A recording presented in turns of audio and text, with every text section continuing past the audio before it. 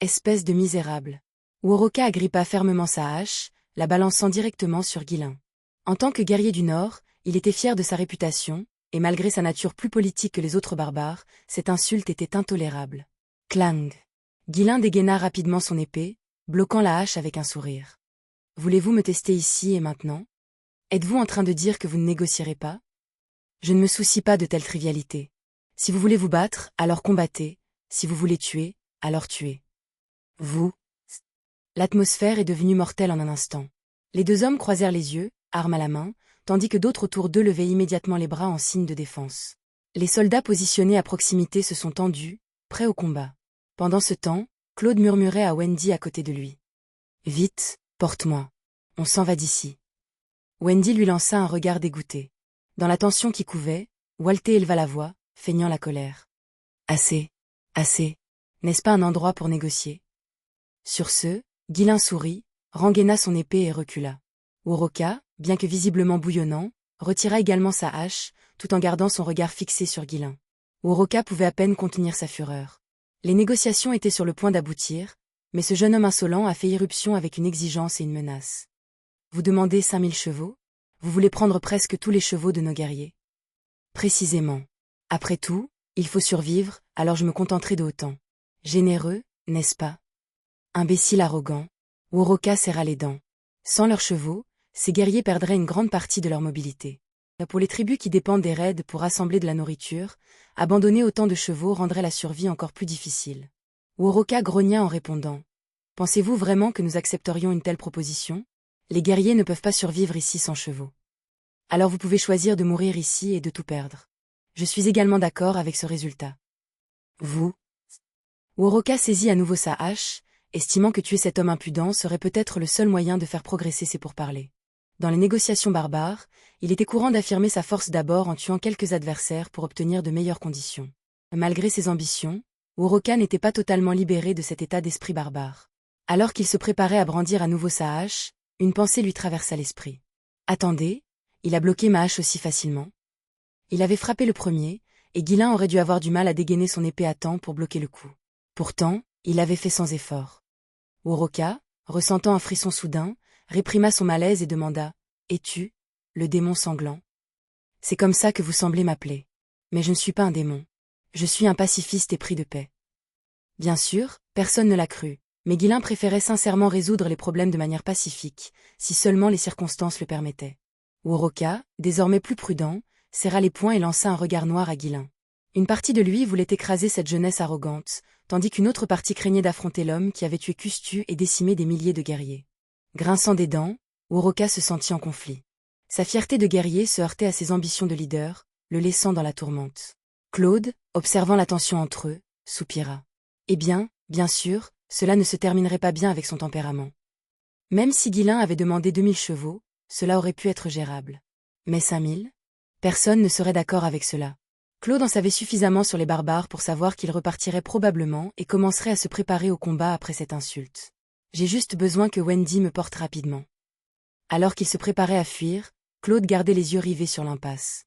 Bizarrement, Woroka est resté en place. Même si ses poings étaient serrés, il ne se précipitait pas pour attaquer, une réaction inhabituelle pour un barbare. Que se passe-t-il? Il était sur le point d'attaquer, alors pourquoi se retient-il? Claude jeta un coup d'œil entre Woroka et Guilin. Guilin, remarquant les poings serrés et l'hésitation de Woroka, commenta avec indifférence. Eh bien, allons-nous nous battre, ou est-ce que tu vas m'apporter ces chevaux? Ou préfères-tu un match en tête-à-tête? Techniquement, l'ingérence de Guilin était inappropriée, puisque Walter était le négociateur désigné. Mais si je laisse cela à pair, il sera forcément trop indulgent avec eux. Il est compatissant de nature. Walter céderait probablement quelque peu, comprenant les difficultés des barbares et visant la stabilité. Guilin comprenait le point de vue de son père mais ne partageait pas son approche. Sa position était claire, prendre tout ce qui peut l'être maintenant et éliminer toute résistance. C'était tout ce qui était nécessaire face aux barbares. Woroka se tourna vers Walter, dirigeant sa fureur contre lui. Loup du Nord. N'êtes-vous pas le représentant ici? Maintenez-vous cette demande scandaleuse. Walter posa une main sur son front. Son fils veillait à ce que rien ne se passe sans problème. Dans le passé, les subordonnés de Walter auraient réprimandé Guilin pour son impertinence, mais désormais, personne n'ose s'y opposer. Il savait que c'était grâce à Guilin que Ferdium s'était amélioré de façon aussi spectaculaire. Walter ressentit un sentiment de solitude.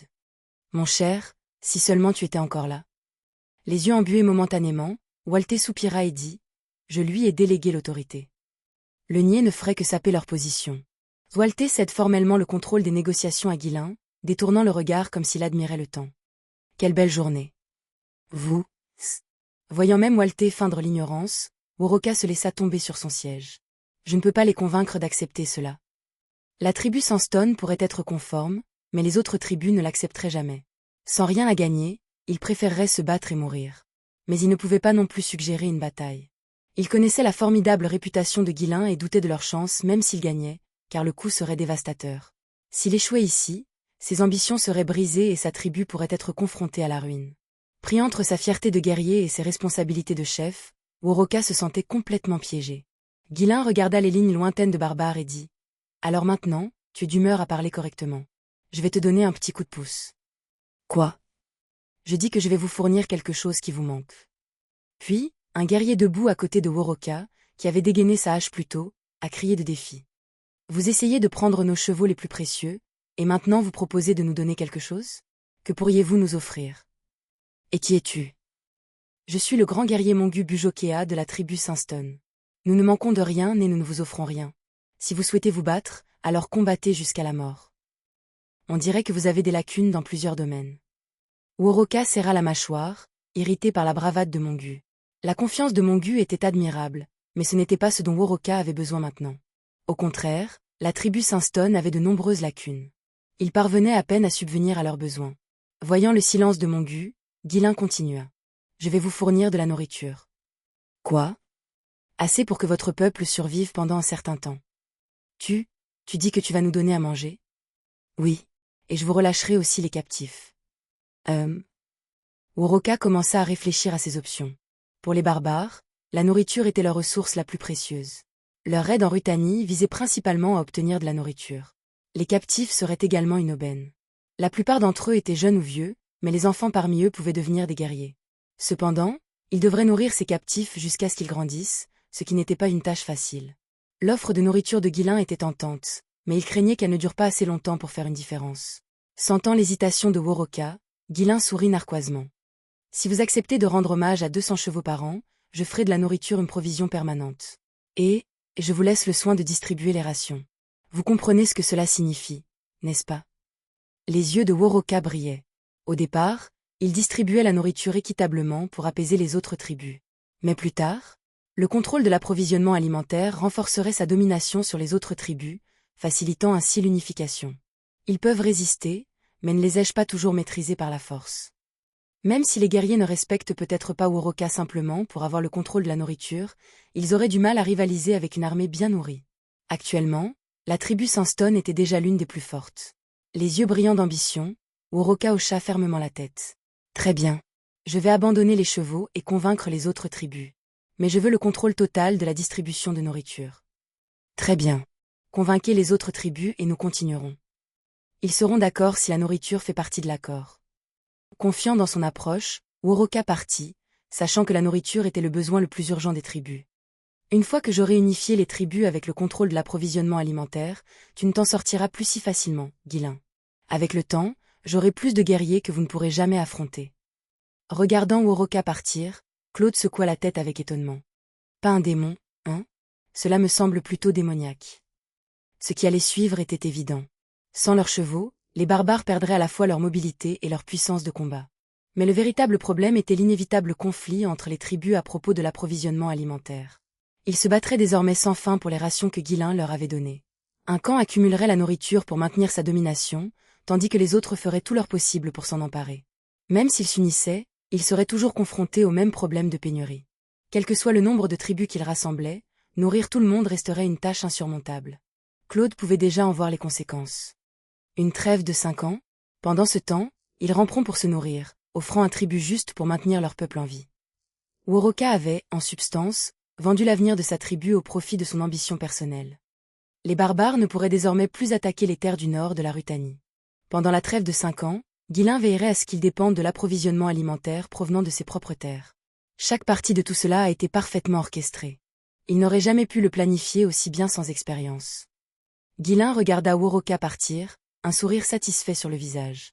Maintenant que nous avons sécurisé les chevaux et contrôlé la nourriture des barbares, nous n'aurons plus à craindre qu'ils se retournent contre nous de sitôt. De cette façon, Ferdium pourrait retirer ses troupes, les libérant pour d'autres batailles et objectifs. Des rumeurs étaient parvenues à Guilain selon lesquelles les forces d'Amélia et le baron Balroi avaient déjà commencé leur conflit.